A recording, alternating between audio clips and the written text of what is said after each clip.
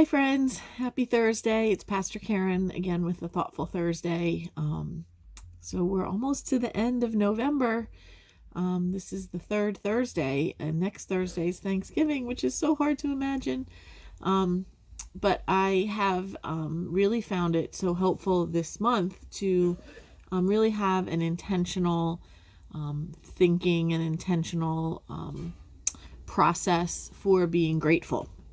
And really just in knowing that I was going to come to you on Thursdays and needed to talk about being grateful, that really has inspired me to be thinking a little bit more about it. So in the first week, remember, we talked about Psalm 9, where it says, I'm whistling and jumping and for joy. And I encourage you to think about the things that you are so grateful for, that they would make you jump for joy or whistle or just shout out.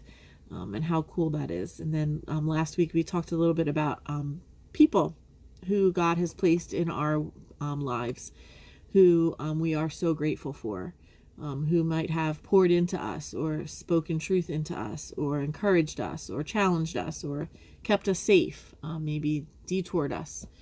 And this week I've been doing a lot of reading for a variety of things, discerning a lot of things that are rummaging around in my head. So maybe some of those will eventually come out in my Thoughtful Thursday. And you can see, like, I'm at my desk today, and just next to me right here is like a big pile of books. And you can see that I like Post-it notes. And I like to figure out how I'm going to remember what parts of the book I like the most.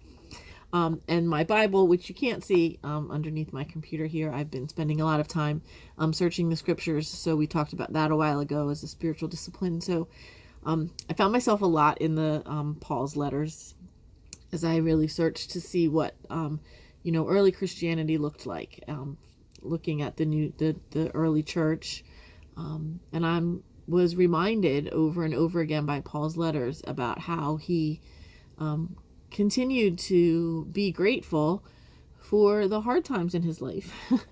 That he continued to say that he was thankful, or that he felt blessed that he got to go through some hard and difficult times. Maybe that's because they brought him closer to God, or they taught him a truth. We read in Romans 5, Paul writes in Romans 5, chapter 3, he says that there's glory in our suffering, because suffering makes us persevere, and perseverance brings character, and character brings hope, and hope never puts us to shame. And so the end result sounds good, but glory in our suffering, I just want to say sometimes to Paul, like, are you kidding?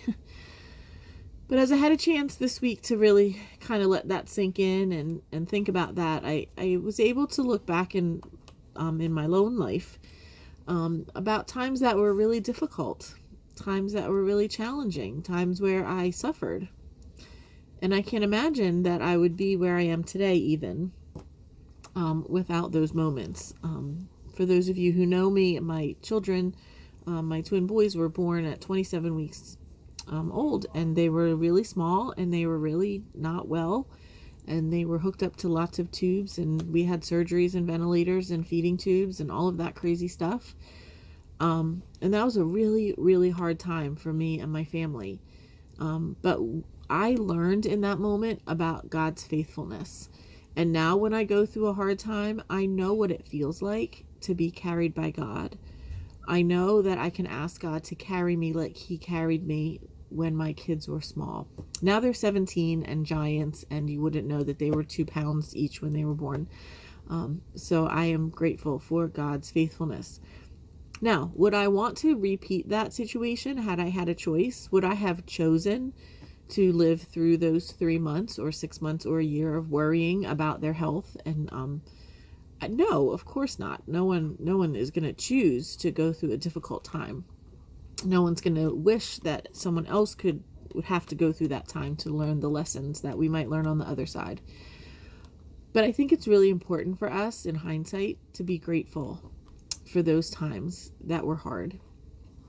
Those times in our family life that was hard. Those times in our work or employment life that was hard. And yes, even the times in our church life that was hard.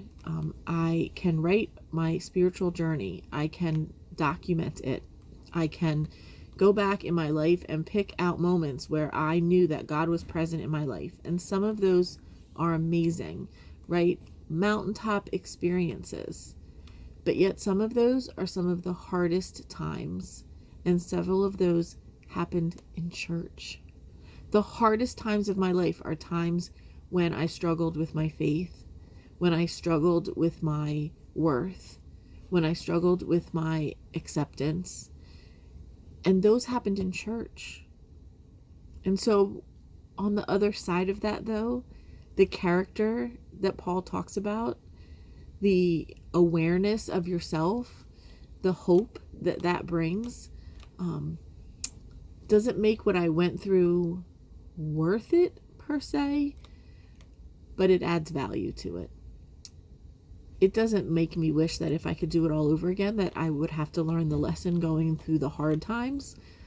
Certainly, I just wish God would just tell me and I could learn that lesson through the good times or just read about it in my scripture reading. So this week, I really encourage you not to go back and relive the hard times of your life, but to go back into your life and think about those hard times. Think about those times of struggle and try to find God in those moments and be so grateful for what you learned. Be so grateful for how you changed or were transformed. Be so grateful for something small as it might be, but some way that you can see that God is working all things for good. And so this week, let's look back on those challenges and let's be grateful. Grateful that we're on the other side of them. Grateful that we're headed to the other side of them. And grateful for the faithfulness that we know God has for us each and every day. If you want to share your story, I'd love to hear it. If you're watching this on Facebook or Instagram and you want to comment below, that would be awesome. If you want to shoot me an email, that would be fun too. I really like to hear people's stories. So tell me a little bit about something that you're grateful for that was difficult. And then we'll chat next week. So there will be a Thoughtful Thursday next Thursday. That's Thanksgiving. It's going to come out on Wednesday night at 6:00. So use it as a Thanksgiving Eve devotion if you'd like to, or a Thanksgiving Day devotion, just a time to kind of like take a deep breath and just let's think about a few things together next week. So I'll see you then. Take care.